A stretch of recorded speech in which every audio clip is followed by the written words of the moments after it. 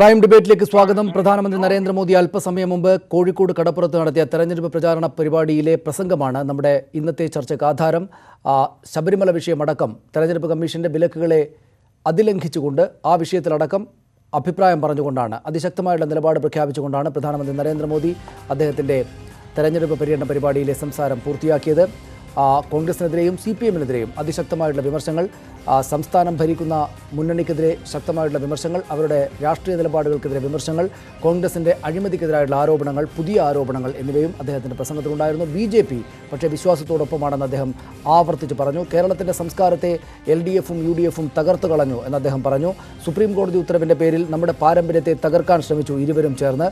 വിശ്വാസത്തെ തകർക്കാനുള്ള ഒരു ശ്രമവും BJP അനുവദിക്കില്ല എന്ന് അദ്ദേഹം പറഞ്ഞു.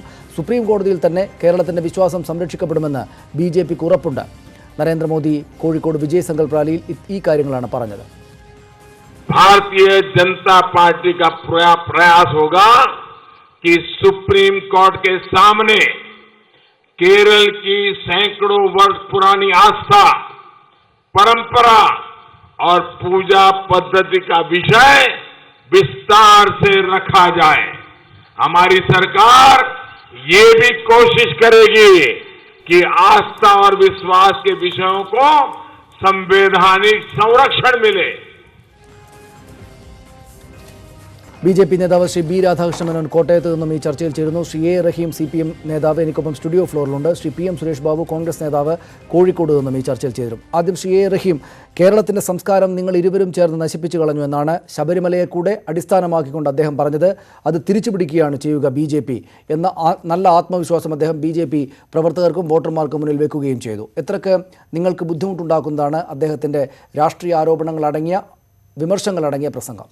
കേരളത്തിൻ്റെ സംസ്കാരവും കേരളത്തിൻ്റെ പാരമ്പര്യവുമെല്ലാം കാത്തു സൂക്ഷിക്കാൻ മലയാളികൾക്ക്, കേരളീയർക്ക് നന്നായിട്ടറിയാം. ആദ്യം താങ്കളാൽ തകർത്തെറിയപ്പെട്ട ഈ രാജ്യത്തെക്കുറിച്ച് സംസാരിക്കൂ. താങ്കളുടെ ഈ ശബ്ദം കേൾക്കുമ്പോൾ തന്നെ ഈ ശബ്ദത്തെ, ഈ സ്വരം ഇന്ത്യക്കാർ കേൾക്കാൻ ആഗ്രഹിക്കാത്ത സ്വരമാണ്. എന്തുകൊണ്ട്?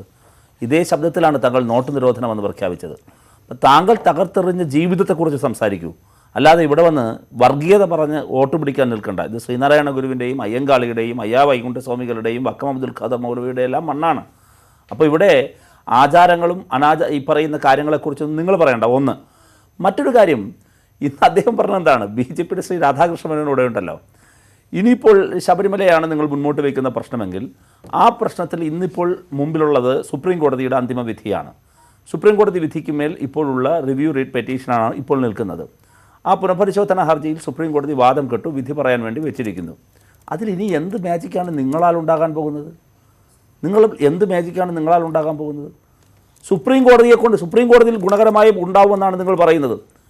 എങ്ങനെയാണ് BJP അവിടെ കയറി സംരക്ഷിക്കാൻ പറ്റുക? ഇനി പോട്ടെ, അങ്ങനെയാണെങ്കിൽ ഈ കഴിഞ്ഞ 20 വർഷത്തിലേറെയായി ഈ കേസ് അവിടെ നടക്കുമ്പോൾ എന്തുകൊണ്ട് BJP ഇതിൽ കട്ടുചേർന്നില്ല? ഇനി പോട്ടെ, ഈ വിധി വന്നതിന് ശേഷം എന്തുകൊണ്ട് നിങ്ങളുടെ ഓർഡിനൻസ് കൊണ്ടുവന്നില്ല? പോട്ടെ, ഇപ്പോൾ എന്തുകൊണ്ട് ഓർഡിനൻസിനെ കുറിച്ച് നിങ്ങൾ വാഗ്ദാനം നൽകുന്നില്ല? അപ്പോൾ നിങ്ങൾ ഇക്കാര്യത്തിൽ കള്ളക്കളിയാണുള്ളത്. ഒരു കാര്യം ശ്രീ നരേന്ദ്രമോദിയെയും BJPയെയും ഓർമ്മപ്പെടുത്താനുള്ളത്, ശബരിമലയിൽ യുവതികളെ പ്രവേശിപ്പിക്കണം എന്ന് പറഞ്ഞ് ഒരു മാർക്സിസ്റ്റ് നേതാവും ഇവിടെ ലേഖനം എഴുതിയിട്ടില്ല. ലേഖനം എഴുതിയിട്ടുള്ള ഒരേ ഒരാൾ BJP നേതാവ് O. രാജഗോപാലാണ്. ഇവിടെ ഏറ്റവും അധികം ശബരിമല വിധിയെ സ്വാഗതം ചെയ്ത പ്രധാനപ്പെട്ട സംഘടനകളിലൊന്ന് RSS ആണ്. അപ്പോൾ നിങ്ങളാണ് ഇത് ഉയർത്തിപ്പിടിച്ചത്. ശരി, ഇപ്പോൾ രാഷ്ട്രീയ പ്രശ്നമായി നിങ്ങൾ എടുക്കുന്നത് നിങ്ങളുടെ പാപ്പരത്വം കൊണ്ടാണ്. നിങ്ങൾക്ക് വേറെ ഒന്നും പറയാനില്ല. ജനങ്ങളുടെ മുമ്പിൽ ഈ കേരളീയരെ സംബന്ധിച്ച് പ്രധാനപ്പെട്ട റബ്ബറിൻ്റെ വിലയിടിവ് പ്രധാനപ്പെട്ട പ്രശ്നമാണ്. കർഷകരുടെ പ്രശ്നങ്ങൾ, താങ്കൾക്ക് അതിനെക്കുറിച്ചൊന്നും പറയാനില്ല. 50 രൂപയ്ക്ക് തരാമെന്ന് താങ്കൾ കഴിഞ്ഞ തവണ വീമ്പ് പറഞ്ഞ പെട്രോളിൻ്റെ കാര്യം ആദ്യം പറയൂ, എന്നിട്ട് ബാക്കി കാര്യങ്ങൾ രണ്ടാമത് പറയൂ. ശരി, ഞാൻ തിരിച്ചു വരാം. ശ്രീ രാധാകൃഷ്ണ മേനോൻ, അതായത് ശബരിമല വിഷയം തെരഞ്ഞെടുപ്പ് പ്രചാരണത്തിന് വേണ്ടി ഉപയോഗിക്കാൻ പാടില്ല എന്നൊരു നിയന്ത്രണം തെരഞ്ഞെടുപ്പ് കമ്മീഷന്റെ ഭാഗത്തു നിന്നുണ്ട്. പക്ഷേ അത് അദ്ദേഹത്തെ പോലെ ഉന്നത സ്ഥാനത്തിരിക്കുന്ന ആൾ തന്നെയും അത് വിലവെക്കേണ്ടതില്ല എന്നൊരു തീരുമാനമെടുക്കുകയും പറയുകയും ചെയ്യുന്നു. അതേസമയം നോട്ട് നിരോധനം അടക്കമുള്ള കാര്യങ്ങൾ പറഞ്ഞിട്ടുമില്ല എന്നതാണ് പ്രതിപക്ഷത്തിന്റെ വിമർശം, CPM-ന്റെ വിമർശം.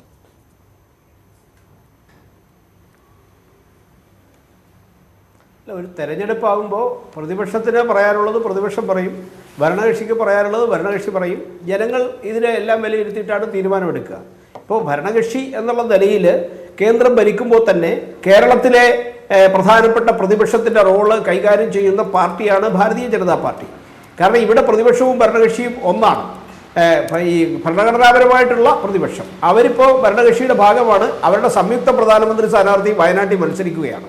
അപ്പോൾ അവർ ഒരുമിച്ച് നിലപാടെടുത്തുകൊണ്ട് ഈ നാട്ടിലെ വിശ്വാസത്തെ തകർക്കുന്ന ശക്തികൾക്ക് ഒപ്പം നിൽക്കുമ്പോൾ അതിനെതിരായിട്ട് പറയാനുള്ള ബാധ്യത അത് പ്രധാനമന്ത്രി ഇപ്പോൾ വന്ന് ശബരിമലയെ പറ്റി പറഞ്ഞു എന്ന് പറഞ്ഞാൽ അദ്ദേഹം പറഞ്ഞത് BJPയുടെ ഇപ്രാവശ്യത്തെ ഇലക്ഷൻ മാനിഫെസ്റ്റോയിൽ എഴുതി വെച്ചിട്ടുള്ള കാര്യം തന്നെയാണ്. അതിൽ പറഞ്ഞിട്ടുള്ളത് ഭരണഘടനാപരമായി നിയമപരമായും സുപ്രീം കോടതിയുടെ അതിലെ എല്ലാ കാര്യങ്ങളും പ്രസൻറ്റ് ചെയ്യും. അതിന് പുറമെ ആവശ്യമുണ്ടെങ്കിൽ അതിനുശേഷം ഭരണഘടനാപരമായി ഈ കാര്യം ഉറപ്പ് നൽകും. 2 സെൻറ്റൻസ് ഉണ്ട്. അതിൽ രണ്ടാമത് പറഞ്ഞത് ഭരണഘടനാപരമായിട്ടുള്ള സംരക്ഷണവും വിശ്വാസത്തിൻ്റെ കാര്യത്തിൽ ഉറപ്പ് നൽകുന്നു. നിങ്ങളെ പ്രകടന പത്രികയിൽ ശ്രീ രാധാകൃഷ്ണൻ അദ്ദേഹം ഇടയ്ക്ക് എന്തോ സംസാരിക്കുന്നു. കോടതിയിൽ BJPക്കോ CPM-നോ കോൺഗ്രസിനോ പ്രത്യേക റോളൊന്നുമില്ല. 20 വർഷം കേസ് എടുത്തതാണ്. ഇപ്പോഴും ആ കേസ് നടക്കുന്നു. കഴിയുകയും ചെയ്തു. ഇനി എന്ത് റോളാണ്? ഇനി 2, നിങ്ങൾക്ക് അങ്ങനെ ഒരു നിലപാടുണ്ടെങ്കിൽ ഓർഡിനൻസിനെ കുറിച്ചൊരു വാക്ക്, ഓർഡിനൻസ് എന്നുള്ള വാക്ക് അദ്ദേഹത്തിന്റെ അതാണ് ശ്രീ രാധാകൃഷ്ണൻ അവിടെ ഒരു നിമിഷം ശ്രീ റഹീം ഞാൻ പറയാം. ശ്രീ രാധാകൃഷ്ണൻ ശരി, ഇതിപ്പോൾ ഒരു തെരഞ്ഞെടുപ്പ് കമ്മീഷന്റെ നിർദ്ദേശത്തേക്ക് അതിലംഘിച്ചുകൊണ്ട് അത് പറയാൻ വേണ്ടി പ്രധാനമന്ത്രിയെ പോലെ ഉന്നത സ്ഥാനത്തുള്ള ഒരാൾ തീരുമാനിക്കുകയാണെങ്കിൽ പിന്നെ അതൊരു വിഷയം തന്നെയാണ്. നമുക്ക് ചോദ്യങ്ങൾ ചോദിക്കേണ്ടതായി വരും. ഇവിടെ റഹീം ഉന്നയിക്കുന്ന ചോദ്യം ഇതാണ്: ഈ ഇത്രയും കാലം കേസ് നടത്തിയിട്ട് അന്തിമമായി വിധി പറഞ്ഞിട്ട് അതിനകത്ത് ഇനി എന്ത് ചെയ്യാനാണ് BJPക്കുള്ളത്? എന്താണ് അദ്ദേഹം യഥാർത്ഥത്തിൽ അദ്ദേഹം പറയുന്ന കാര്യത്തിൽ വിശ്വസിക്കുന്ന BJP പ്രവർത്തകരോടും വിശ്വാസികളായിട്ടുള്ള ആളുകളോടും യഥാർത്ഥത്തിൽ അവർക്ക് കൊടുക്കുന്ന വാക്കെന്താണ്? ഏത് വിധത്തിൽ ഇടപെടുമെന്നാണ്? കേന്ദ്ര സർക്കാരിന് അതിനെ നയിക്കുന്ന പ്രധാനമന്ത്രി സ്ഥാനത്തിരുന്ന ഒരാൾ വന്ന് പറയുമ്പോൾ ഓർഡിനൻസ് പോലുള്ള എന്തെങ്കിലും സംവിധാനങ്ങൾ അദ്ദേഹം കൊണ്ടുവരുമോ എന്നൊരു ആശ്വാസം അല്ലെങ്കിൽ ആഗ്രഹം ആളുകൾക്കുണ്ടാകും. പക്ഷേ അതൊന്നും അദ്ദേഹത്തിൻ്റെ ഭാഗത്തുണ്ടായിട്ടില്ല. കോടതിയിൽ ഞങ്ങൾ ഇടപെടുമെന്ന് പറയുന്നു. അന്തിമ വിധി പറഞ്ഞ ഒരു സ്ഥലത്ത് കേന്ദ്ര സർക്കാരിന് BJPക്ക് എന്ത് ചെയ്യാനാണുള്ളത്? ഒന്ന്. രണ്ടാമത്തേത്, ഓർഡിനൻസ് അല്ലാതെ കേന്ദ്ര സർക്കാരിന് ഏത് വിധത്തിലാണ് ഇതിൽ ഇടപെടാൻ സാധിക്കുക? ഓർഡിനൻസ് എന്ന് പറഞ്ഞിട്ടുമില്ല.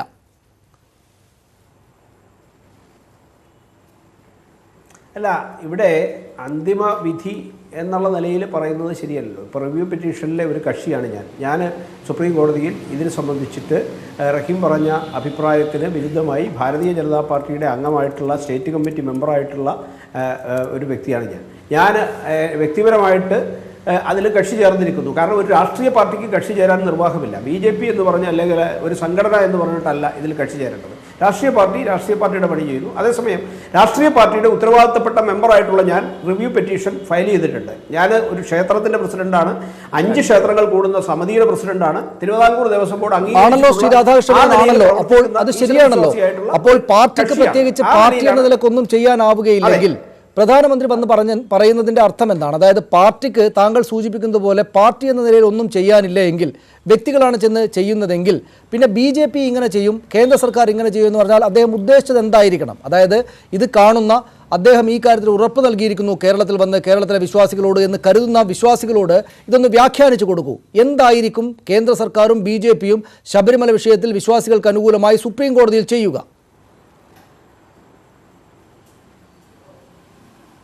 അല്ല, ഞാനടക്കമുള്ള വിശ്വാസികൾക്ക് വേണ്ടിയുള്ള നിലപാട് ഗവൺമെൻറ് എടുക്കും എന്നാണ് പറഞ്ഞതിൻ്റെ ചുരുക്കം. അതാണ് അഡ്വക്കേറ്റ് ജനറൽ അടക്കം അതായത് ശ്രീ വേണുഗോപാൽ ഇത് സംബന്ധിച്ചിട്ട് ചില കാര്യങ്ങൾ പറയുന്നത് നമ്മൾ കേട്ടിട്ടുണ്ടാവും. വേണുഗോപാൽ എന്ന് പറയുന്നത് കേന്ദ്ര സർക്കാരിൻ്റെ സുപ്രീം കോടതിയിലെ അഭിഭാഷകനാണല്ലോ. അപ്പോൾ കേന്ദ്ര സർക്കാരുമായി ബന്ധപ്പെട്ട് ഇക്കാര്യത്തിലുള്ള അഭിപ്രായം അദ്ദേഹം ഇതിനു മുമ്പ് പ്രകടിപ്പിച്ചിട്ടുണ്ട്. 1. 2, ഈ വിഷയത്തെ സംബന്ധിച്ച് ഇപ്പോൾ റിവ്യൂ പെറ്റീഷന് ശേഷം ആ വിധി ഉണ്ടായാൽ വരാൻ പോകുന്നത് കൂടുതൽ ജഡ്ജിമാരടങ്ങിയ ഒരു ബെഞ്ച്. കാരണം ഭരണഘടനാ ബെഞ്ച് എന്നുള്ള അല്ലെങ്കിൽ ഒരു കഴിഞ്ഞ പ്രാവശ്യം കേട്ട 5 അംഗ ബെഞ്ചാണെങ്കിൽ ഇനിയിപ്പോൾ ഒരു 7 അംഗ ബെഞ്ചിന് വേണമെങ്കിൽ ഇത് കേൾക്കാം. അങ്ങനെ കേൾക്കുന്ന സാഹചര്യം ഉണ്ടായാൽ തീർച്ചയായിട്ടും ഗവൺമെൻറ്റിന് അതിനകത്ത് റോളുണ്ടാകും. അങ്ങനെയാണ് കേസ് വരുന്നതെങ്കിൽ. 2, ഇതല്ല എങ്കിൽ തീർച്ചയായിട്ടും അതാണ് മാനിഫെസ്റ്റോയിൽ വ്യക്തമായിട്ട് പറഞ്ഞിട്ടുണ്ട്, ഭരണഘടനാപരമായ സംരക്ഷണവും വിശ്വാസത്തിന് ഉറപ്പ് നൽകുമെന്ന്. അപ്പോൾ നിയമപരമായിട്ട് ഉള്ള കാര്യത്തിലെ അന്തിമ വിധി വരാത്തത് കൊണ്ടാണ് സുപ്രീം കോടതിയെ മാനിക്കും, സുപ്രീം കോടതിയിൽ അതിനുവേണ്ടി പരിശ്രമിക്കും. അതാണ് ഒരു രാഷ്ട്രീയ പാർട്ടി എന്നുള്ള നിലയിൽ ഉത്തരവാദിത്വത്തോടു കൂടി പറയാൻ കഴിയും. മറ്റു വിഷയങ്ങളിലേക്ക് കൂടെ പോകേണ്ടതുണ്ട്. ഞാൻ വരാൻ താങ്കളിലേക്ക്. ശ്രീ റഹീം, അത് മതിയായ ഒരു നിലപാടാണ്.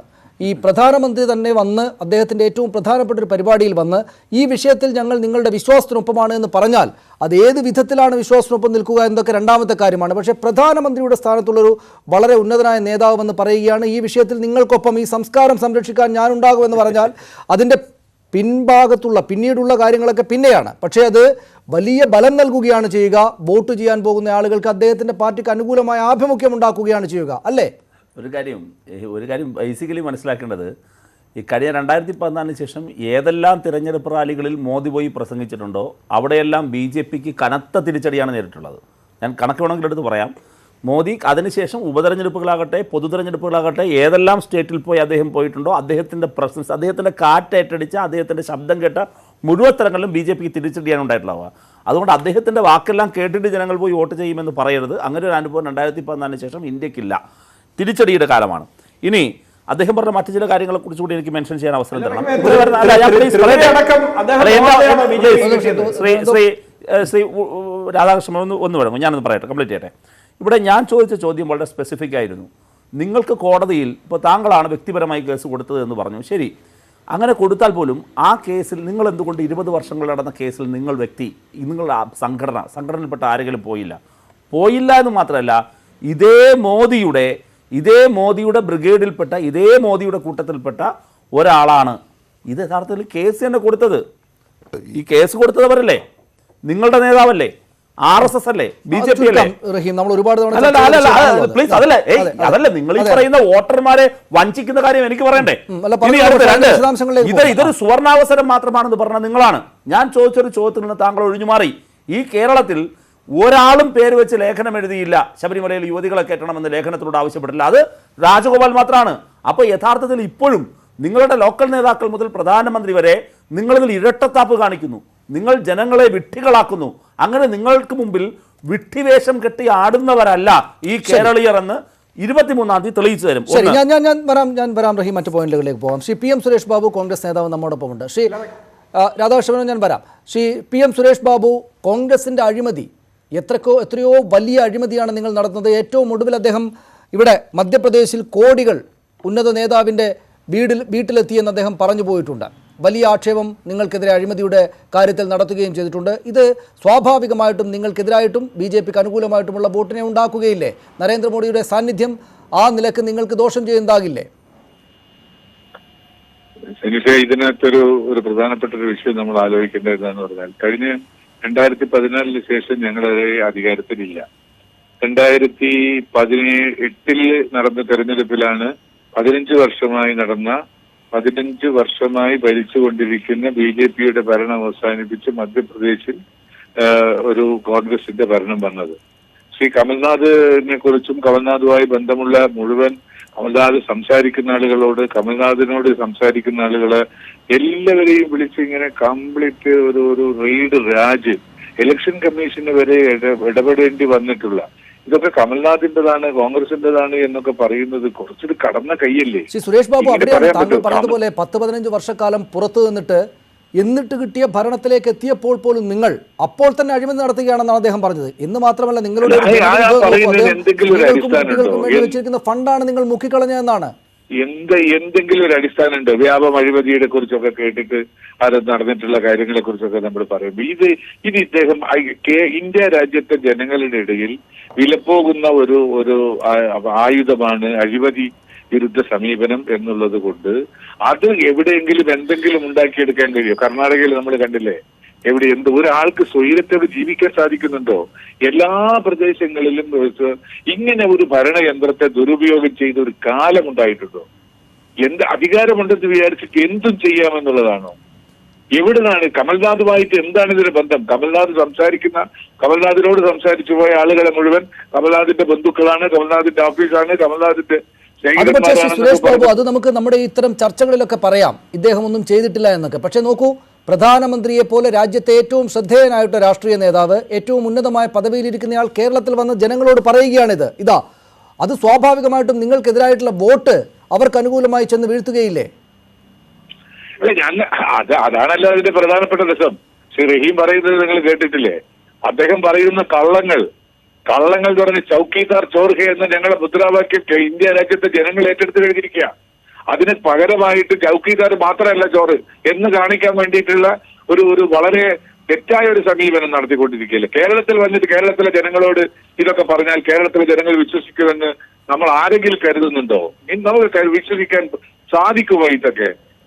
അതാണ് അതൊരു ചോദ്യമാണ്. ശ്രീ രാധാകൃഷ്ണ മേനോൻ, ഞാൻ തിരിച്ചു വരാം ശ്രീ സുരേഷ് ബാബു താങ്കളിലേക്ക്. ശ്രീ രാധാകൃഷ്ണ മേനോൻ, അവിടെ കേരളത്തിൽ ഇതൊക്കെ വിലപ്പോകുമോ എന്നൊരു ചോദ്യം സ്വാഭാവികമായിട്ടും ഈ എതിർപക്ഷത്തിൽ നിൽക്കുന്ന ആളുകളുടെ ഭാഗത്തുനിന്നുണ്ടാകും. കേരളത്തിൽ UDF-ഉം LDF-ഉം ആ ചോദ്യം ഉന്നയിച്ചേക്കാം. അതിലൊന്ന്, നേരത്തെ ശ്രീ റഹീം പറഞ്ഞതുപോലെ അദ്ദേഹം ആവർത്തിച്ച് അവിടെ തന്നെ നിൽക്കാൻ ശ്രമിക്കുന്ന ആ വിഷയത്തിൽ, ശബരിമല വിഷയത്തിൽ ഈ കാര്യം പറയുന്നു. സുപ്രീം കോടതി വിധിവന്താണ്, അന്തിമമായ വിധിവന്താണ്. ശരിയാണ്, റിവ്യൂ പെറ്റീഷൻ അവിടെയുണ്ട്, താങ്കളടക്കമുള്ള ആളുകൾ അതിനുവേണ്ടി പോരാടിക്കൊണ്ടിരിക്കുകയാണ്, ഒക്കെ ശരിയാണ്. പക്ഷേ അപ്പോഴും ഇവിടെ തെരഞ്ഞെടുപ്പ് വേദിയിൽ വന്നിട്ട് എവിടെയും തൊടാതെ ഞങ്ങൾ ഇതിനൊപ്പം നിൽക്കുമെന്ന് പറയുന്നത് ജനം പെട്ടെന്ന് ഈ രാമക്ഷേത്രം പോലെ ഒരു സംഗതിയായിട്ട് കേരളത്തിൽ ഇതിനെ ഉപയോഗിക്കാനാണോ ശ്രമമെന്ന് ആലോചിച്ചാൽ കുറ്റപ്പെടുത്താൻ പറ്റുമോ? രാമക്ഷേത്രം എല്ലാ തെരഞ്ഞെടുപ്പ് കാലത്തും ഇങ്ങനെ ആളുകൾക്ക് വോട്ടുണ്ടാക്കാനായിട്ട് പറയും, പക്ഷേ പ്രത്യേകിച്ച് എന്തെങ്കിലും ചെയ്യാൻ, അത് ആഗ്രഹിക്കുന്ന ആളുകൾക്ക് വേണ്ടി ചെയ്യാനൊട്ട് തയ്യാറാവുകയുമില്ല.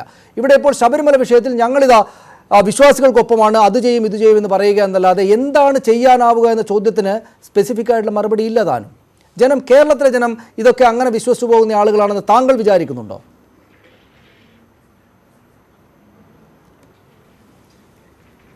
അല്ല, ഇതിൽ ഇപ്പോൾ അങ്ങ് തന്നെ പറഞ്ഞു രാമക്ഷേത്രവും അയോധ്യയും ഇങ്ങനെ ചിലത് താരതമ്യം ചെയ്തു. അയോധ്യയെ സംബന്ധിച്ചിട്ട് ഇതേപോലെ കേസ് നിലവിലുണ്ട്. ആ കേസിനെ സംബന്ധിച്ച് പരിഹാരത്തിന് വേണ്ടിയുള്ള പരിശ്രമം നടക്കുന്നുണ്ട്. അപ്പോൾ ആ കേസ് പരിഹരിക്കാതെ ഒരു മറ്റു വിഭാഗങ്ങളുടെ മനസ്സിനെ മുറിപ്പെടുത്താതെ അവിടെ കാര്യങ്ങൾ ചെയ്യുന്നതിനുള്ള ഒരു പരിമിതി, ആ പരിമിതി മൂലമുള്ള പ്രശ്നമല്ലാതെ അവിടെ നിർമ്മാണത്തിന് വേണ്ടിയുള്ള മറ്റെല്ലാ കാര്യങ്ങളുമായി കഴിഞ്ഞു.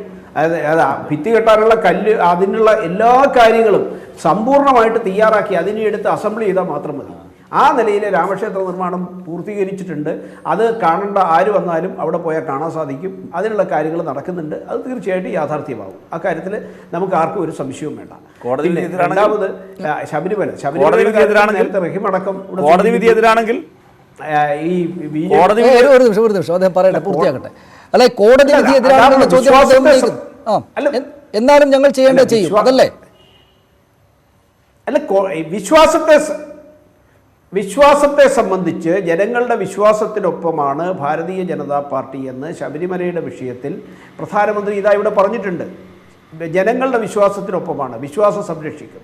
അപ്പോൾ അത് അയോധ്യക്ക് പ്രാവർത്തികമാണോ അല്ലയോ എന്നുള്ളത് പിന്നീട് അദ്ദേഹം വ്യക്തമാക്കേണ്ടതാണ്, അല്ലെങ്കിൽ ഗവൺമെൻറ് വ്യക്തമാക്കേണ്ടതാണ്. ഏതായാലും ശബരിമലയുടെ വിഷയത്തിൽ വ്യക്തമായി അദ്ദേഹം പറഞ്ഞു കഴിഞ്ഞു, ഇവിടുത്തെ ഈശ്വരവിശ്വാസികൾക്കൊപ്പമാണ്. ശരി, നമുക്ക് ആ വിഷയം വിടാം. ശ്രീ രാധാകൃഷ്ണൻ, ഈ അഴിമതി സംബന്ധിച്ച് കോൺഗ്രസിന്റെ അഴിമതി സംബന്ധിച്ച് കേരളത്തിൽ വന്ന് പ്രധാനമന്ത്രി പ്രസംഗിക്കുമ്പോൾ നിങ്ങൾക്കറിയില്ലേ തുഗ്ലക് റോഡിലെ നേതാവ് ആരാണെന്ന്? അദ്ദേഹത്തിന്റെ വസതിയിലേക്കാണ് ഈ പണം വന്നത് എന്നൊക്കെ പറഞ്ഞ് അവിടെയും വ്യക്തതയൊന്നും ഇല്ലാതെ പോകുമ്പോൾ ശ്രീ സുരേഷ് ബാബു പറഞ്ഞ വിശദാംശങ്ങൾ കൂടെ വായിക്കുന്ന രാഷ്ട്രീയ പ്രബുദ്ധരായിട്ടുള്ള ആളുകളാണല്ലോ. ഇവിടെ ഇതാ തെരഞ്ഞെടുപ്പ് കഴിഞ്ഞ് 15 വർഷത്തിന് ശേഷം അധികാരത്തിൽ വന്ന ആ നാട്ടിൽ അദ്ദേഹത്തെ ഉപദ്രവിക്കാനായിട്ട് റെയ്ഡ് രാജ് നടത്തുകയാണെന്നാണ് PM സുരേഷ് ബാബുവിനെ പോലുള്ള ആളുകൾ നേരത്തെയും പറഞ്ഞത്. ഇനി അങ്ങോട്ട് ഈ പ്രസംഗത്തിന് മറുപടിയായിട്ട് വിശദീകരിക്കാൻ പോകുന്നതാണ്. അപ്പോൾ സ്വാഭാവികമായിട്ടും അത് ശരിയാണല്ലോ, അവരെ ഉപദ്രവിക്കാൻ വേണ്ടി ചില കാര്യങ്ങൾ ഉണ്ടാക്കുക, അതൊരു രാഷ്ട്രീയ വിഷയത്തിന് വേണ്ടിയിട്ട്, രാഷ്ട്രീയമായിട്ട് തെരഞ്ഞെടുപ്പ് പ്രചാരണ വേദിയിൽ ഉപയോഗിക്കാൻ വേണ്ടി ഒരു വിഷയം ഉണ്ടാക്കിയിട്ട്, റെയ്ഡ് നടത്തി വിഷയം ഉണ്ടാക്കിയിട്ട് അത് വന്ന് കേരളത്തിൽ പ്രസംഗിക്കുകയല്ലേ പ്രധാനമന്ത്രി ചെയ്തത് എന്ന് കരുതുകയില്ലേ കേരളത്തിലെ ആളുകൾ, പത്രം വായിക്കുന്ന ആളുകൾ?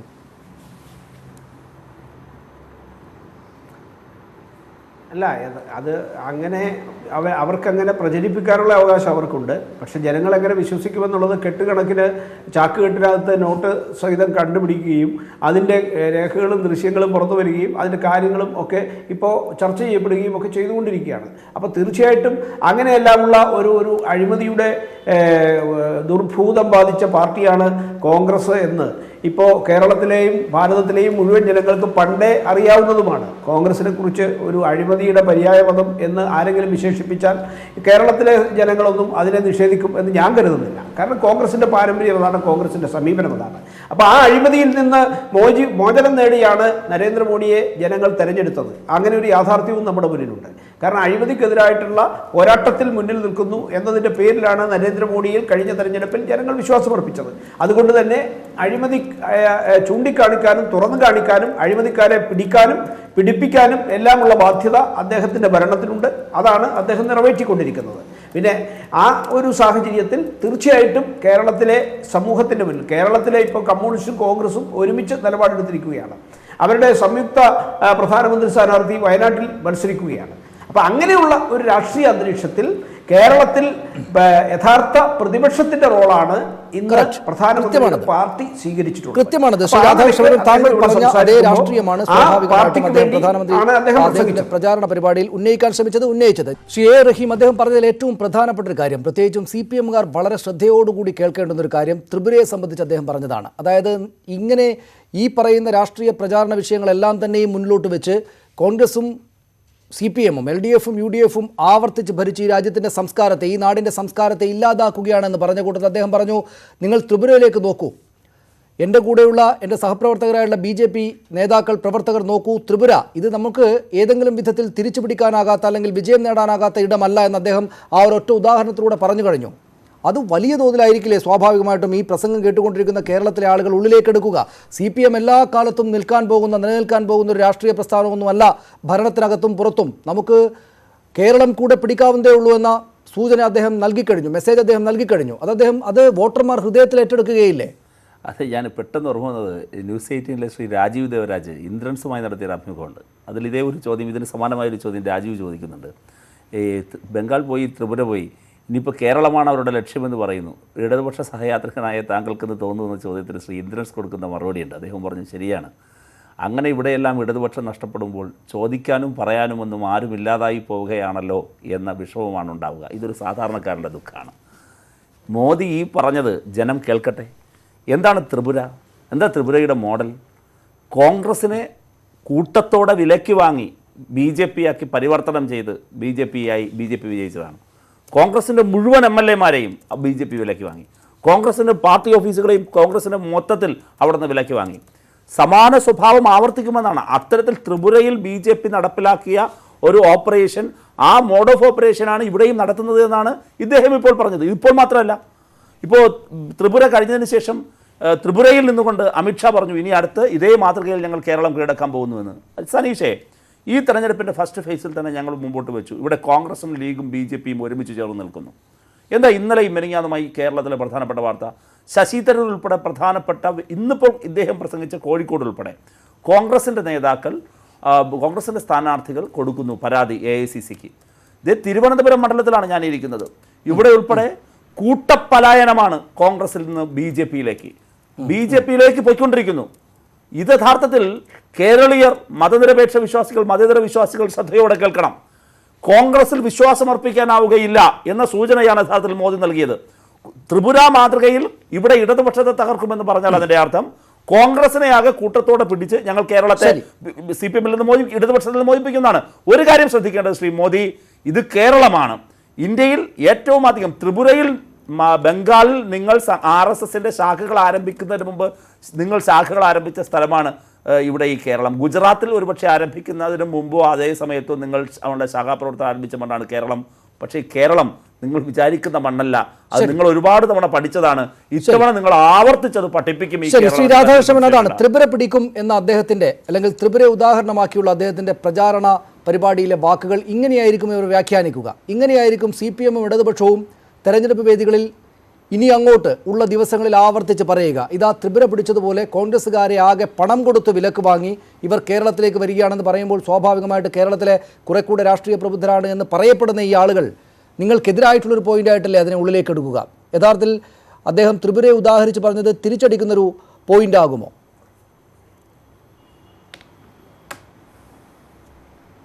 അല്ല, ത്രിപുര പിടിക്കും എന്ന് പറഞ്ഞത് ത്രിപുരയിൽ പിടിച്ച മാതൃകയിൽ ഇപ്പോൾ ഇദ്ദേഹം പറഞ്ഞ പോലെ മുഴുവൻ പണം കൊടുത്ത് മാറ്റി എന്നൊന്നും ജനങ്ങൾക്ക് ബോധ്യമില്ല, അല്ലെങ്കിൽ ജനങ്ങളെ വിശ്വസിപ്പിക്കാൻ അവർ ശ്രമിക്കുന്നുണ്ടാവും. പക്ഷേ രാഷ്ട്രീയ മാറ്റമാണ്. അവിടുത്തെ കമ്മ്യൂണിസ്റ്റ് പാർട്ടിയുടെ അടിച്ചമർത്തലിനെതിരായിട്ട്, കമ്മ്യൂണിസ്റ്റ് പാർട്ടിയുടെ ഭീകരതയ്ക്കെതിരായിട്ട് പ്രതികരിക്കാൻ ആഗ്രഹിച്ച സമൂഹം, അത് കോൺഗ്രസിനെ കൊണ്ട് സാധ്യമാവില്ല എന്ന ഉത്തമ ബോധ്യമുണ്ടായപ്പോൾ, കാരണം കോൺഗ്രസ് അഴിമതിയുടെ പര്യായപദമായതുകൊണ്ട് ഇവർ തമ്മിലുള്ള ഒരു ഒത്തുതീർപ്പ് കാലങ്ങളായി നടക്കുന്നു. അവർക്ക് പക്ഷേ ത്രിപുരയിൽ അങ്ങനെ പോലും കേരളത്തിലാണെങ്കിൽ ഇവർ തമ്മിൽ ഒത്തുതീർപ്പുണ്ട്. ത്രിപുരയിൽ അങ്ങനെ ഒത്തുതീർപ്പ് പോലുമില്ല. ബംഗാളിൽ അങ്ങനെ ഒത്തുതീർപ്പില്ലായിരുന്നു. കമ്മ്യൂണിസ്റ്റ് പാർട്ടി അടക്കി ഭരിക്കുകയായിരുന്നു. പണ്ട് പിണറായി വിജയൻ തന്നെ പറഞ്ഞു, ബംഗാൾ മോഡലിലാണ് ഇവിടെയും ആളെ കൊല്ലേണ്ടത്. അതായത് പഞ്ചസാര ചാക്കിനകത്ത് കെട്ടി താക്കണം, കാരണം അതിൻ്റെ അവശിഷ്ടം പോലും കാണില്ല എന്ന് പറഞ്ഞ ആളാണ് ഇപ്പോൾ ഇവിടുത്തെ കേരളത്തിൻ്റെ മുഖ്യമന്ത്രി. അപ്പോൾ ആ നിലയിൽ ബംഗാളിലും ത്രിപുരയിലുമൊക്കെ ആളെ കൊന്നുകൊണ്ട് നടത്തിയ ആ ഭീകര ഭരണത്തിനെതിരായി പ്രതികരിക്കാൻ ആഗ്രഹിച്ച സമൂഹം, ആ സമൂഹമാണ് BJPയുടെ പിന്നിൽ അണിചേർന്നത്. കാരണം കോൺഗ്രസിനൊപ്പം നിന്നാൽ അവിടുത്തെ ജനങ്ങൾക്ക് CPM അല്ലാത്തവർക്ക് ജീവിക്കാൻ പറ്റില്ല, CPMകാർ മുഴുവൻ കൊള്ളക്കാരുമാണ്. അപ്പോൾ അങ്ങനെ ഒരു സാഹചര്യം ഉണ്ടായപ്പോൾ തീർച്ചയായിട്ടും അവിടുത്തെ പൊതുസമൂഹം ഭാരതീയ ജനതാ പാർട്ടിയെ ഇരുകൈയും നീട്ടി സ്വീകരിക്കുകയാണ് ചെയ്യുന്നത്. ആ യാഥാർത്ഥ്യം മനസ്സിലാക്കാൻ മാത്രം വിദ്യാഭ്യാസവും വിവരവും ഉള്ളവരാണ് കേരളത്തിലെ ആളുകൾ. കേരളത്തിലും ഏതാണ്ട് സമാനമായ രീതിയിൽ കമ്മ്യൂണിസ്റ്റ് പാർട്ടി ഭീകരപ്രവർത്തനം നടത്തുന്നിടത്തൊക്കെ BJPയിലേക്ക് ആളുകൾ വരുന്നുണ്ട്. കാരണം ഈ CPMന്റെ ഭീകരതയെ ചെറുക്കാൻ BJPക്ക് സാധിക്കും എന്ന് വിശ്വസിക്കുന്നുണ്ട്. പിന്നെ അതേസമയം തന്നെ വിശ്വാസത്തിനെതിരായി കമ്മ്യൂണിസ്റ്റ് പാർട്ടി നടത്തിയ ആ നിലപാട്, അതിനെതിരെ കമ്മ്യൂണിസ്റ്റ് പാർട്ടി വിട്ടുവരുന്നവരും BJPയിലേക്ക് വരുന്നുണ്ട്. പിണറായി വിജയൻ മറ്റേ പഞ്ചസാര ഇട്ട് കത്തിക്കുമെന്ന് പറഞ്ഞത് മുഖ്യമന്ത്രി പിണറായി വിജയൻ പറഞ്ഞു എന്നാണ് താങ്കൾ പറഞ്ഞത്. പക്ഷേ മുഖ്യമന്ത്രി പറഞ്ഞെന്ന് AP അബ്ദുള്ളക്കുട്ടി പറഞ്ഞതായിട്ടാണ് എൻ്റെ ഓർമ്മ. അങ്ങനെയല്ലേ? അങ്ങനെയാണ്. അത് ഒരു നിമിഷം, അതൊരു വസ്തുതാവിരുദ്ധമാണെന്ന് എനിക്കറിയാവുന്ന ഒരു പരാമർശം അതിനകത്തൂടെ പോയതുകൊണ്ടൊന്നും തിരുത്തിയെന്നേ ഉള്ളൂ. ശ്രീ PM സുരേഷ് ബാബു, ഇവിടെ ത്രിപുരയിലെ രാഷ്ട്രീയ മാറ്റം മുഖ്യമന്ത്രി പറഞ്ഞു, അബ്ദുള്ളക്കുട്ടി പറഞ്ഞത് മുഖ്യമന്ത്രി പറഞ്ഞെന്നല്ലേ? ആണ്. അത് കറക്റ്റാണ്. മുഖ്യമന്ത്രി പറഞ്ഞു എന്ന് പറഞ്ഞാൽ മുഖ്യമന്ത്രി ഇപ്പോൾ പറഞ്ഞത് കറക്റ്റാണ്. ഇനി തിരുത്താനൊന്നുമില്ല അതിനകത്ത്. ശ്രീ റഹീം ഓക്കെയാണ്. ഒരു വസ്തുതാവിരുദ്ധമായ ഒരു കാര്യം അങ്ങനെ അങ്ങ് പോകുന്നത് കൊണ്ട് പറഞ്ഞു എന്നേ ഉള്ളൂ. ശ്രീ PM സുരേഷ് ബാബു, ഇവിടെ ത്രിപുരയിൽ രാഷ്ട്രീയ മാറ്റം എന്ന് അവർ വിശേഷിപ്പിക്കുന്നത് റഹീം പറയുന്നത് പോലെ കോൺഗ്രസ് വല്ലാതെ അങ്ങോട്ട് മാറിയത് കൊണ്ടാണ്. അതിൻ്റെ വസ്തുത കണക്കുകൾ നമ്മുടെ കൈവശമുള്ളതാണ്. ഇത് സ്വാഭാവികമായിട്ടും സംഭവിക്കും ഇവിടെയും എന്നുകൂടെ റഹീം പറയുന്നുണ്ട്. സമീപ ദിവസങ്ങളിൽ നടക്കുന്ന പരാതികളും മറ്റുമൊക്കെ അതിൻ്റെ ഭാഗമായിട്ടാണ് എന്ന്. ഇപ്പോൾ കോൺഗ്രസ് അഴിമതിയിൽ മുങ്ങിക്കുളിച്ചിരിക്കുന്നതാണ്, കോൺഗ്രസിന് വിശ്വാസത്തെ സംരക്ഷിക്കാൻ സാധിക്കുകയില്ല എന്ന പോയിന്റ് കോഴിക്കോട് കടപ്പുറത്ത് വെച്ച് നരേന്ദ്രമോദി കേരളത്തിലെ നാട്ടുകാർക്ക് മുന്നിലേക്ക് വെക്കുമ്പോൾ സ്വാഭാവികമായിട്ടും ചിലപ്പോൾ റഹീം പറയുന്നത് പോലെ അവരുടെ പാർട്ടിക്കാർ എതിർത്ത് നിന്നേക്കാം. പക്ഷേ വിശ്വാസത്തോട് താല്പര്യമുള്ള, അവർക്ക് വിശ്വാസത്തോട് ആ നിലക്കുള്ള താല്പര്യമില്ലല്ലോ, വിശ്വാസത്തോട് താല്പര്യമുള്ള കോൺഗ്രസ്സുകാർക്ക് ആകെപ്പാടെയും ഒരു ബുദ്ധിമുട്ടുണ്ടാവുകയും അവർ BJPക്ക് അനുകൂലമായിട്ട് വോട്ട് ചെയ്യുകയും ചെയ്യുക എന്നതുണ്ടാവുകയില്ലേ? കോൺഗ്രസ് ത്രിപുരയിൽ എന്ന പോലെ അങ്ങോട്ട് മാറിപ്പോയിട്ട് ഇടതുപക്ഷവും BJPയും മാത്രമുള്ളൊരിടമായിട്ട് കേരളം മാറുമെന്നാകുമോ നരേന്ദ്രമോദി ഉദ്ദേശിച്ചിട്ടുണ്ടാവുക?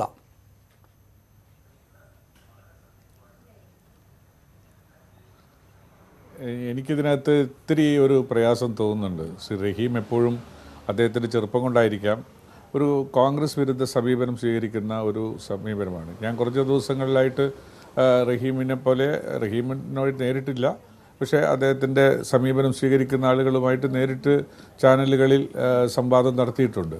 പക്ഷേ ഈ 2 ദിവസമായിട്ട് വീണ്ടും സീതാറാം യെച്ചൂരിയും ശ്രീമൻ MA ബേബിയും കോൺഗ്രസ് ഇല്ലാത്ത ഒരു രാഷ്ട്രീയ ബദലിനെക്കുറിച്ച് ഞങ്ങൾ ആലോചിക്കുന്നില്ല എന്ന് ഈ 2 ദിവസമായിട്ട് പറഞ്ഞ പശ്ചാത്തലത്തിൽ റഹീമു സംസാരിക്കുന്നത് പോലെ സംസാരിക്കാൻ എനിക്ക് മടിയുണ്ട്. ശ്രീ രാധാകൃഷ്ണ മേനോൻ്റെ കയ്യിൽ അനാവശ്യമായ ആയുധങ്ങൾ കൊടുക്കാതിരിക്കണം എന്നാണ് എൻ്റെ ഒരു ആഗ്രഹം. പക്ഷേ അതിലൊന്നും അങ്ങനെ ഒരു വിവേകപൂർവമായ സമീപനം ശ്രീ റഹീം ഒരിക്കലും സ്വീകരിച്ചതായിട്ട് എൻ്റെ അനുഭവത്തിലില്ല. അതുകൊണ്ട് ഞാൻ അത് അക്കാര്യത്തെക്കുറിച്ച് പറയുന്നില്ല. BJPയുടെ പ്രധാനപ്പെട്ട ആയുധം തന്നെയും അങ്ങനെയല്ലേ ശ്രീ സുരേഷ് ബാബു? നരേന്ദ്രമോദി പ്രധാനമന്ത്രി അവിടെ പറഞ്ഞതിൽ നിങ്ങൾ ഒന്നിച്ചാണ്, ഞങ്ങൾക്കെതിരെ നിങ്ങൾ ഒന്നിച്ചു നിൽക്കുകയാണ് ഈ കേരളത്തെ നശിപ്പിക്കാനെന്നല്ലേ പറഞ്ഞിരിക്കുന്നത്. അതാണ് അദ്ദേഹത്തിന്റെ ആയുധം. അല്ല, അതൊരു പുഷ്പഹാരമായി സ്വീകരിക്കാൻ ഞങ്ങൾ തയ്യാറാണ്. കേരളത്തിലെ കോൺഗ്രസ് അതൊരു പുഷ്പഹാരമായിട്ടാണ് സ്വീകരിക്കുന്നത്. കാരണം കമ്മ്യൂണിസ്റ്റ് മാർക്സിസ്റ്റ് പാർട്ടിയെ സംബന്ധിച്ചിടത്തോളം ഞങ്ങൾ ഒരിക്കലും അതൊരു വർഗീയ ഫാസിസ്റ്റ് സംഘടനയാണ് എന്ന ആക്ഷേപം ഞങ്ങൾ ഉന്നയിച്ചിട്ടില്ല. ഇന്നത്തെ കാലഘട്ടത്തിലെ ഏറ്റവും പ്രധാനമായ രാഷ്ട്രീയ ശത്രു വർഗീയ ഫാസിസമാണ്. ആ വർഗീയ ഫാസിസത്തെ ചെറുക്കാൻ ഞങ്ങൾ ഒന്നിക്കണമെന്ന് ഞങ്ങൾക്ക് ആഗ്രഹമുണ്ടായിരുന്നു. പക്ഷേ അത് സാങ്കേതിക കാരണങ്ങളാൽ നടന്നിട്ടില്ല. BJP അത്തരം ആരോപണം ഉന്നയിച്ചാൽ ഞങ്ങൾക്ക് അതിനോട് യാതൊരു തരത്തിലുമുള്ള വിദ്വേഷമില്ല. അത് അങ്ങനെ വേണമെങ്കിൽ അങ്ങനെ ഉണ്ടാകും. പക്ഷേ ഇപ്പോൾ കേരളത്തിൽ നടക്കുന്നത് അതല്ല. UDFും LDFും തമ്മിലുള്ള രാഷ്ട്രീയ പോരാട്ടം തന്നെയാണ്. അതിനും കാരണങ്ങളുണ്ട്. ആ കാരണങ്ങൾ വിശദീകരിക്കാൻ നമുക്കിപ്പോൾ സമയമില്ലാത്തത് കൊണ്ട് ഞാൻ അതിലേക്കൊന്നും കടക്കാൻ ആഗ്രഹിക്കുന്നില്ല. അവിടെ നമുക്കറിയാലോ, ഞങ്ങൾ 2 സീറ്റാണ് അവിടെ, നമുക്കെല്ലാവർക്കും അറിയാം ത്രിപുരയിലുള്ളത്. 36 സീറ്റ് ഉണ്ടായിരുന്ന പശ്ചിമ ബംഗാളിൽ CPM ഇല്ലാതെ പോയത് കോൺഗ്രസ് അങ്ങനെ BJP ആയതുകൊണ്ടാണോ? എന്താ ഇങ്ങനെ ഒരു സമീപനം സ്വീകരിക്കുന്നത്? എന്തിനാണ് ഇങ്ങനെയൊക്കെ പറയുന്നത്? ഞങ്ങൾക്ക് അബദ്ധം പറ്റിയിട്ടുണ്ട്, ഞങ്ങൾക്ക് തെറ്റ് പറ്റിയിട്ടുണ്ട്. ഞാൻ പറയുന്നുണ്ടല്ലോ, കോൺഗ്രസിന്റെ ഭാഗത്തു നിന്നുള്ള വീഴ്ചകൾ കൊണ്ടാണ് കോൺഗ്രസിന് നഷ്ടമുണ്ടായിട്ടുള്ളത്. ആ വീഴ്ചകൾ പരിഹരിച്ച് മുന്നോട്ട് പോകുന്നതിന് പകരം അത് വേറെ ആരുടെയെങ്കിലും തലയിൽ ചുമത്തി കെട്ടി അത് എന്നിട്ട് രക്ഷ നേടാൻ ശ്രമിക്കുന്നത് കേരളത്തിലെ പോലെയുള്ള ഒരു ജനങ്ങളുടെ മുമ്പിൽ പറയാൻ കൊള്ളാവുന്നതാണോ? ശ്രീ റഹീമിനെ പോലെയുള്ള ഉന്നത ശീർഷനായ സൈദ്ധാന്തികത്വം കൂടുതലുള്ള അദ്ദേഹത്തിന് പറയാൻ കൊള്ളുന്നതാണോ? കൺവിൻസിംഗ് ആയിട്ടുള്ള കാര്യങ്ങൾ പറയാ, ആർഗ്യുമെന്റ് കൺവിൻസിംഗ് ആയിരിക്കണം, ജനങ്ങളുടെ മുമ്പിൽ എത്തിക്കണം. ആ എത്തുന്നത് വിദ്യാഭ്യാസവും വിവേകവും വിവരവുമുള്ള ജനസമൂഹത്തിന്റെ മുമ്പിൽ വിൽക്കപ്പെടുന്നതായിരിക്കണം ഇത്തരം ആക്ഷേപങ്ങൾ. ശ്രീ സുരേഷ് ബാബു അവിടെ ഈ നേതാക്കൾ അങ്ങോട്ട് മാറും എന്ന അദ്ദേഹത്തിന്റെ ആക്ഷേപം താങ്കൾ ഉണ്ടാക്കിയ രോഷത്തെ മനസ്സിലാകുന്നു. സ്വാഭാവികമായിട്ടും അതങ്ങോട്ട് മാറ്റിവെക്കുക, അങ്ങനെ നമ്മൾ ആ രോഷത്തോടെ സംസാരിച്ച് പോകേണ്ടതില്ല. പക്ഷെ നോക്കൂ, ഇവിടെ വിശ്വാസം സംരക്ഷിക്കപ്പെടണം എന്ന BJPയിൽ വിശ്വസിക്കുന്ന ആളുകൾക്കുള്ള അതേ അഭിപ്രായമുള്ള കോൺഗ്രസ് പ്രവർത്തകരുണ്ടല്ലോ. അവർക്ക് കൂടെ വേണ്ടിയിട്ടാണല്ലോ ഇവിടെ സർക്കാരിനെതിരായിട്ടുള്ള നിലപാട് കോൺഗ്രസ് സ്വീകരിച്ചത്. അവർക്ക് നിങ്ങളെക്കാൾ ശക്തമായിട്ടുള്ള നിലപാട് അക്കാര്യത്തിൽ സ്വീകരിക്കാൻ പോകുന്നത് BJP ആണ്.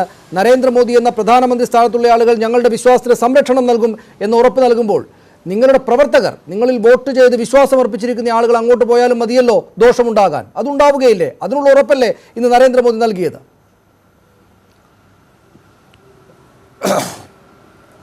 അല്ല, നരേന്ദ്രമോദി അങ്ങനത്തെ എല്ലാ ഉറപ്പുകളും നൽകും.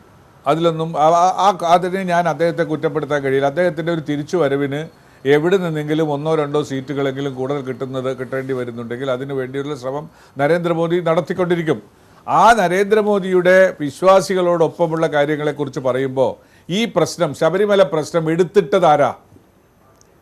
എടുത്തിട്ടത് തുടങ്ങി വെച്ചതാരാ? അത് നരേന്ദ്രമോദി എന്താ മറക്കുന്നത്? അത് BJP എന്താ മറക്കുന്നത്? അവിടെ CPM-ഓ കോൺഗ്രസോ ഒന്നും അല്ലല്ലോ ഈ പ്രശ്നത്തിന് ബീജാഭാവം നൽകിയത്.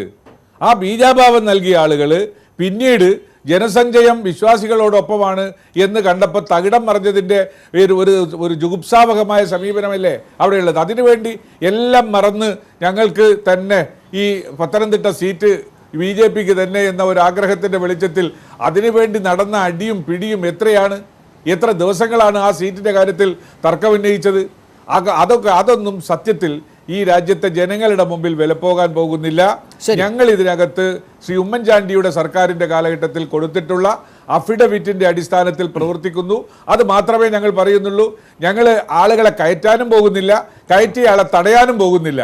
ഞങ്ങളുടെ വിശ്വാസത്തിന്റെ വ്യക്തമാണ്. നമുക്ക് സമയം കുറഞ്ഞുകൊണ്ടിരിക്കുകയാണ്. ഞാൻ തിരിച്ചു വരാം താങ്കളിലേക്ക്. ശ്രീ റഹീം, ഇവിടെ കോൺഗ്രസിനെതിരായിട്ടുള്ള അഴിമതി സംബന്ധിച്ച് അദ്ദേഹം ഏറ്റവും പുതിയ വിഷയമടക്കമെടുത്താണ് പ്രധാനമന്ത്രി അവിടെ പ്രസംഗിച്ചത്. ആ കാര്യത്തിൽ നിങ്ങൾക്കും എതിർപ്പുണ്ടാവുകയില്ലല്ലോ. സ്വാഭാവികമാണല്ലേ കോൺഗ്രസ്സുകാർക്കെതിരായിട്ടുള്ള അഴിമതി, നിങ്ങൾക്കെതിരായിട്ടുള്ള അക്രമ രാഷ്ട്രീയം, ഈ രണ്ട് കാര്യങ്ങളും പറഞ്ഞാൽ ഇതല്ലാത്തൊരു ശക്തിക്ക് സ്വീകാര്യത കിട്ടും കേരളത്തിൽ എന്ന അദ്ദേഹത്തിൻ്റെ രാഷ്ട്രീയമായ വിലയിരുത്തൽ പൂർണ്ണമായും തെറ്റാണെന്ന് എങ്ങനെയാണ് പറയാനാവുക?